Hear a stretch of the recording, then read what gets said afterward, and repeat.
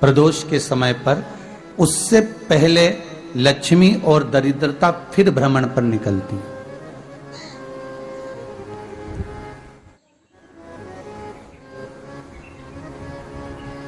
शिव भ्रमण कर कर जब वापिस आ जाते हैं, हिंदू धर्म में पीपल के वृक्ष की जो गणना वराह पुराण में करी गई है, 4 बजे से 7 बजे तक शिव के भ्रमण का समय बताया है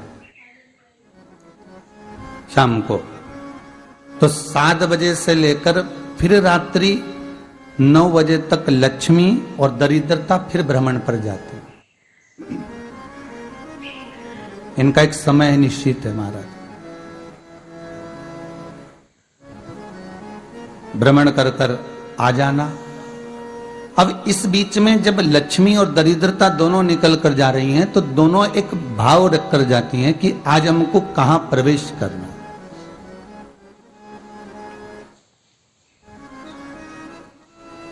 आज हमें किस जगह पर प्रवेश करना है, आज हमें कहां पहुंचना है, आज हमें किस जगह जाना है। और जिस नगर में जिस मार्ग से लक्ष्मी और दरिद्रता निकल कर जाती है, ये दोनों का जब निकलना होता है, इनको स्थान दिया गया जहां पर स्वच्छता हो, घर के दरवाजे पर रंगोली डली हुई हो, द्वार पर जल छीटा गया हो। महाराज, उस द्वार पर लक्ष्मी प्रवेश करती है तो दरिद्रता भी जाने लगती है अंदर। जब दरिद्रता अंदर जाने लगती है तो लक्ष्मी उसको रोक देती है। पहले मैं देखकर आती हूं कि तेरे लिए स्थान है कि नहीं, तू यहां रुक।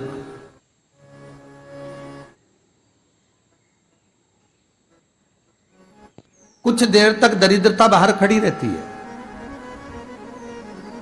और लक्ष्मी जी की बड़ी बहन जब दरिद्रता बार बार अंदर जाने का प्रयास करती है तो लक्ष्मी जी कहती हैं, जी तू इतनी बड़ी होकर तुझे मालूम है तू तेरा सम्मान होना चाहिए, आदर होना चाहिए, और तू अंदर चली जाए और कोई तेरा सम्मान ना करे तो कितना बुरा लगेगा, इसलिए तू बाहर खड़ी रहे। मैं अभी आई।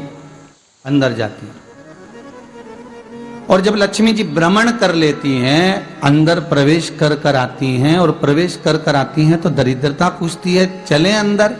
तो लक्ष्मी जी कहती हैं, तुझे मालूम नहीं है क्या जी कि जिस घर में मैं प्रवेश कर जाती हूं उस घर में फिर दरिद्रता नहीं जा सकती, क्योंकि यह तेरा वचन था, ये तेरा वचन था। अपन दोनों का जब मंगल विवाह हुआ था, मेरा विवाह जब नारायण के साथ में हुआ और तुम्हारा विवाह जब दुस्साह मुनि के साथ हुआ, दरिद्रता का विवाह दुस्साह मुनि के साथ हुआ। जब अपना दोनों का विवाह हुआ था तो अपन दोनों ने एक वादा करा था कि जिस घर में लक्ष्मी प्रवेश कर जाएगी उस दिन फिर दरिद्रता नहीं जाएगी, और जिस घर में दरिद्रता प्रवेश कर जाएगी उस घर में फिर लक्ष्मी नहीं जाएगी। अब जब मैं अंदर देख कर आ गई हूं तो तू अंदर नहीं जा सकती, अर्थात लक्ष्मी के चरण जिस घर में पड़ गए उस घर में फिर दरिद्रता प्रवेश नहीं कर रही। चलते चलते फिर दरिद्रता ने देखा और लक्ष्मी जी इसको लेकर गई और लक्ष्मी जी ने देखा कि इसके दरवाजे पर जल नहीं छीटा गया, इसके दरवाजे पर ना रंगोली डली है, इसका द्वार साफ नहीं हुआ है, इसके द्वार पर दीप नहीं है, इसके द्वार पर कलश नहीं है, इसके दरवाजे पर ढेर सारा कचरा पड़ा हुआ है, कोई स्वान कोई कुत्ता गंदगी भी कर कर चला गया है, कहीं बिल्ली ने गंदगी कर रखी है, कहीं जीवों ने कुछ गंदा गिरा रखा है। तो फिर लक्ष्मी जी कहती है, जी अब मैं होकर आ गई थी ना, अब तू जा, तू होकर आ। और दरिद्रता प्रवेश करती है तो अंदर जाकर क्या देखती है दरिद्रता कि इतनी सवेरे से मैं घूमने इनके दरवाजे पर आई और ये तो सब चादर तान के चकाचक गुर्राटा भर भर कर सो रहे हैं। तो दरिद्रता कह देती है, तुम्हारा भाग्य ही बेकार है, तुम्हें क्या करूं, तुम ऐसे ही सोते रहो। और दरिद्रता गुस्से में बाहर निकल कर आती है, लक्ष्मी से कहती है, लक्ष्मी तू इसके घर में जाना ही मत ही। तो दरिद्रता को कहती है, जी तेरी बात नहीं मानूंगी क्या मैं? लक्ष्मी जी बोली, मैं तेरी बात नहीं मानूंगी, बिल्कुल नहीं जाऊंगी इसके घर में, तू चिंता मत कर, चल आगे चले। फिर आगे बढ़े। ये लक्ष्मी और दरिद्रता का प्रवेश है। आपके घर का द्वार आपके घर का दरवाजा। फिर निवेदन करूंगा एक बहुत सुंदर बात, हमें महाराष्ट्र से सीखना चाहिए, हमें साउथ से सीखना चाहिए, दक्षिण से। जिस समय पर भक्ति देवी यमुना जी के घाट पर रो रही थी अपने पुत्र ज्ञान और वैराग्य को गोदी में लेकर, समय देवऋषि नारद ने प्रश्न किया था कि तुम कहां पर पोषित हुई हो,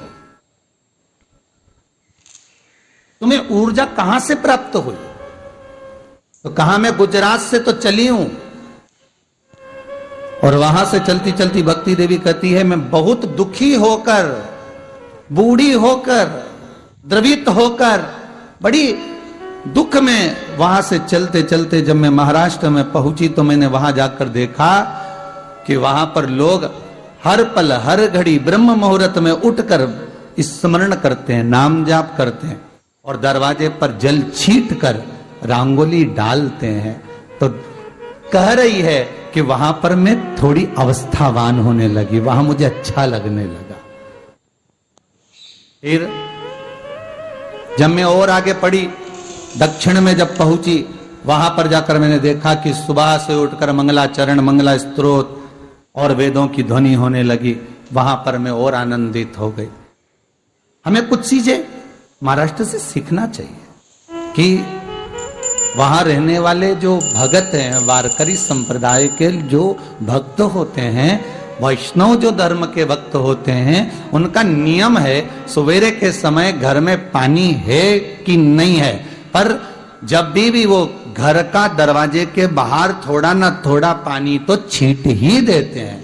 और छींटने के बाद फिर वहां पर, अपने यहाँ तो दिवाली पे रंगोली बनती है जी, और वहां पर रोज की रंगोली बन जाती है कि कभी हो सकता है परमात्मा राह भूल कर हमारे घर में प्रवेश कर जाए, इसलिए वहां प्रतिदिन की रंगोली, प्रतिदिन।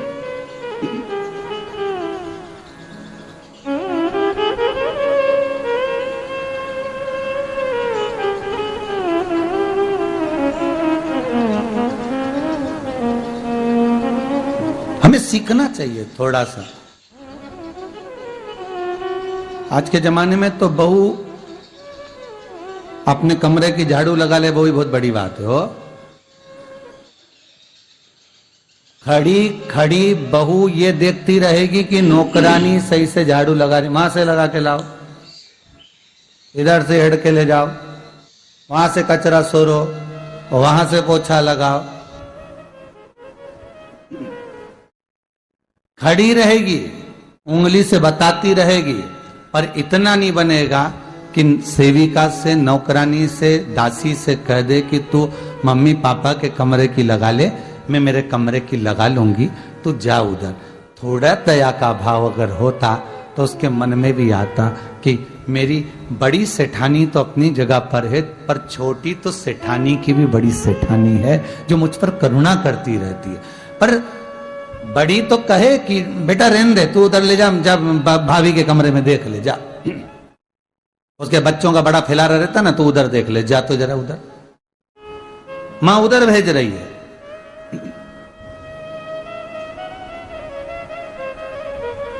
थोड़ा सेवा का भाव हमारे भीतर हो। और एक निवेदन तो हमेशा करा है और अब आज भी करता हूं, पूरे घर की सफाई करवाओ, पूरे घर में तुम पोछा झाड़ू जो चाहे करवाओ, मना नहीं है, पर एक निवेदन है, रसोई घर के अंदर बहू और बेटी ही जाकर भोजन बनाए तो अन्नपूर्णा सदा कृपा करती है महाराज। बहू और बेटी ही।